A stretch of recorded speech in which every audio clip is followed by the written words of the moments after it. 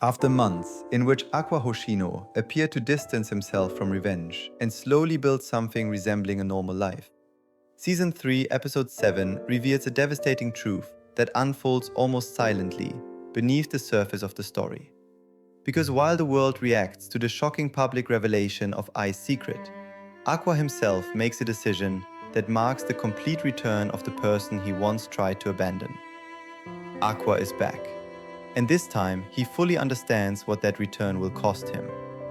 For a brief period, Aqua allowed himself to believe that revenge no longer defined his existence, since the assumption that his father was already dead created space for something he had never experienced since AI's murder: peace.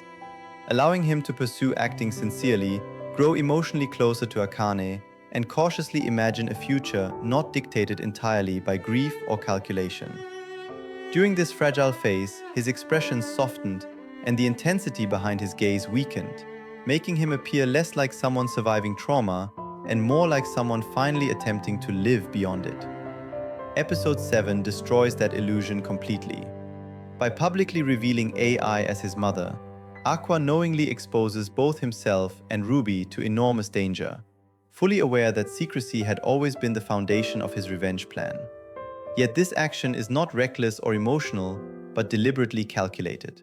Because Aqua redirects the spotlight onto himself in order to protect Kana, the girl whose connection to him unknowingly placed her in harm's way within an industry capable of turning affection into destruction overnight. He saves her reputation, he saves her future. But in doing so, he sacrifices his own. The anonymity that once protected him disappears. The peaceful life he briefly constructed collapses instantly, and the version of Aqua capable of happiness quietly dies the moment the truth becomes public, proving once again that Aqua's method of saving others inevitably requires self-destruction. In Oshi no Ko, characters rarely reveal emotional truth through dialogue, because nearly everyone survives through performance, carefully constructing identities that shield them from both public judgment and personal vulnerability. Yet despite this constant acting, the series establishes one visual rule that never deceives the audience. The eyes never lie. The star eyes function as the emotional language of the narrative itself, revealing purpose long before characters consciously acknowledge their choices. And as episode 7 progresses, the warmth within Aqua's gaze fades slowly rather than suddenly, replaced by emotional distance that communicates something far more terrifying than regression. Aqua is not falling back into revenge. He is returning to it willingly. The peaceful Aqua never truly healed. He merely postponed obsession until sacrifice gave him justification to embrace it again. Where Aqua descends into darkness, Akane becomes the only person capable of fully understanding what is happening, recognizing that Aqua is no longer pursuing justice or closure, but consciously choosing destruction, despite knowing exactly where that path leads. Their final confrontation occurs on the same bridge where Aqua once saved her life, transforming a place once associated with rescue into one defined by irreversible separation. Once, Aqua pulled Akane away from despair when she stood at the edge of losing herself. Now, Akane reaches toward him. She offers understanding, companionship, and even the willingness to carry his sins alongside him so that he would not have to walk this path alone. And when she finally speaks, her words expose the truth Aqua refuses to face. He chose the wrong path. Akane understands what Aqua cannot accept.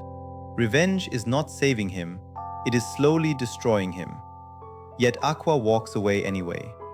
By abandoning her on the same bridge where he once rescued her, Aqua symbolically rejects salvation itself, choosing isolation because he believes love inevitably creates casualties and that revenge must be carried alone. As he turns his back, his eyes darken completely. This is the true point of no return. The consequences of Aqua's decision extend immediately to Ruby, whose life changes forever the moment Ai's secret becomes public knowledge. Because although Aqua believes exposing the truth will ultimately protect her, the revelation instead forces Ruby to confront the same inherited trauma that consumed him. For a brief moment, one of Ruby's eyes regains light, signaling hesitation rather than obsession, and revealing that she still stands between vengeance and hope. Where Aqua has already chosen darkness, Ruby still has a choice. Through Aqua, Akane, and Ruby, Episode 7 presents three emotional paths reflected through their eyes: self-destruction, salvation, and possibility, quietly asking whether revenge is destiny imposed by trauma or a decision made despite understanding its consequences. What makes Aqua's transformation truly terrifying is not rage or emotional collapse, but composure. Because he does not lose control, he does not break, and he does not act blindly. He chooses. He exposes I intentionally. He abandons Akane deliberately. He isolates himself knowingly. This tragedy is not created by fate. It is created by agency. And in doing so, Aqua unknowingly begins to mirror I herself. On the night of her death, I chose love despite knowing the danger it carried, sacrificing her own safety to protect her children. While Aqua now repeats that decision in reverse, by sacrificing love in order to protect others, believing that destroying himself is the only remaining path forward.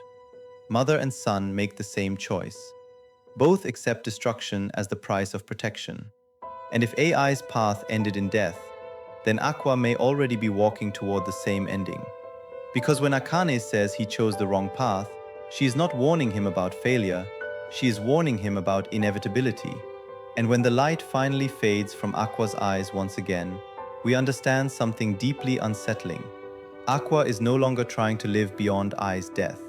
He is trying to finish the story that began with it, even if that story ends with his own.